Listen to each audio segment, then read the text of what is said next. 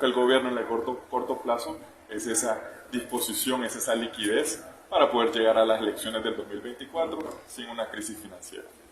Ahora en el tema de las pensiones, en la propuesta que se está leyendo y se va a votar, no hay una definición de cómo se va a solventar la deuda previsional.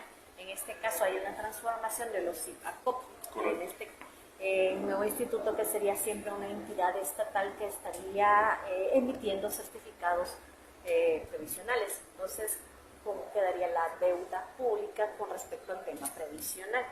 Eso ha generado muchísimas dudas y preocupaciones, también porque bajo el esquema actual que viene del 2006, sí se han impuesto límites al endeudamiento del Estado utilizando el fondo de pensiones, límite que de hecho ha sido modificado anteriormente por gobiernos y asambleas para aumentarlo, y ahora dentro de la ambigüedad del nuevo decreto no queda un límite establecido, tampoco quedan claras las condiciones en las cuales se va a transferir ese pasivo al nuevo instituto, y bueno, cuáles van a ser las tasas que se van a pagar. Todas esas condiciones se debieron haber discutido en la comisión ad hoc y quedó en suspenso. También en el presupuesto se estableció, según el dictamen leído ayer, 562 millones, 560 más o menos, de dólares para las obligaciones previsionales. Esto incluye lo que se tiene que pagar de pensiones para empleados públicos que están a cargo del Estado, ellos no están empezando, sí. Pero con este incremento de las pensiones significaría que también la obligación previsional del Estado tiene que aumentar, o sea, se genera más compromiso estatal con este aumento de 30% a todas las pensiones. Eso también, como considera usted, de que estaría forzando también las finanzas y la recaudación fiscal también para cumplir con más obligación. Justamente, a primera vista, sí podría estarse, digamos, metiéndose zancadilla el propio gobierno al asumir mayor responsabilidad al aumentar el valor de la pensión. Pero ahí es donde, sumado a las otras incongruencias del resto de proyectos, no queda absolutamente claro cuál es la verdadera finalidad del proyecto. Tampoco, por ejemplo, se ha abordado el tema de cobertura. Es decir, las personas que ya reciben una pensión van a recibir un poquito más, pero poco se ha hecho por discutir el resto de la población, casi el 80% de la población que no es parte del sistema. ¿Qué va a pasar con esas personas? Entonces, sí creo que al ser abordado tristemente de una forma sumamente cortoplacista y con el interés superior, el de digamos, el estado financiero, fiscal del gobierno, y no del interés de los ciudadanos, tanto de las personas pensionadas como de aquellas que están totalmente desprotegidas y que hoy por hoy no tienen una pensión digna.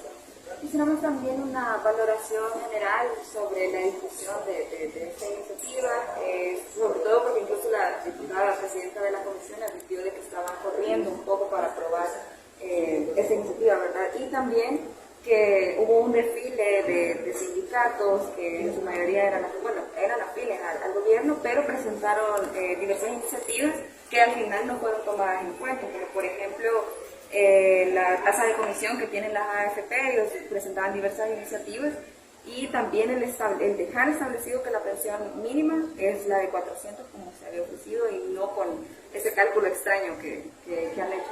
Sí.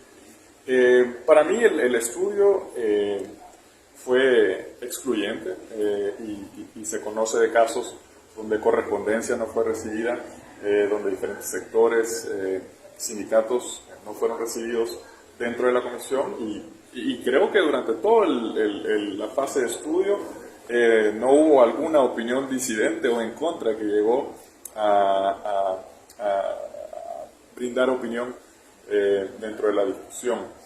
Hubo pocos cambios, sobre todo creo que la ley especial donde cambia la figura del fideicomiso a los certificados. No tuvo ninguna modificación a ningún artículo. Me parece que el proyecto original de la ley integral sufrió modificaciones a 25 artículos, pero hubo relativamente pocos cambios. Fue aprobado casi en su totalidad como lo presentó el ministro. Ahora, no hay que perder de vista de que nuestro país sigue bajo régimen de excepción. No hay que perder de vista que siendo un tema sumamente sensible, uno quizás se esperaría que a medida se vaya conociendo la realidad del asunto y haya mayor inconformidad, personas quieran manifestarse en las calles. Y yo creo que el temor que ya se ha ido acumulando en la población sea un impedimento para que este tema puedan las personas expresarse libremente. Tampoco creo que se puede perder de vista de que también se aborda ya en época navideña y en esta misma plenaria pues han decidido brindar asueto remunerado para el sector privado los días 26 de diciembre y 2 de enero. Entonces hay muchos distractores, pero también hay factores que para muchas personas que a lo mejor no se sienten a gusto, lo pensarían 2 veces antes de irse a manifestar a la calle. Aunque quede establecido que no se va a poder retirar el 25% de pensiones, ¿cuál es su opinión acerca de esto? Bueno, me parece que este tema sí va a generar mucha inconformidad, sobre todo porque a partir de enero se ampliaba la base de personas que podría hacer uso de ese anticipo. El gobierno ha dicho que por un tema de mantener capital en el fondo de pensiones no es de su interés que se hagan estos retiros, pero a mi forma de verlo, el gobierno lo que quiere es tener más recursos disponibles para poder financiar su gasto y que lo demás es irrelevante.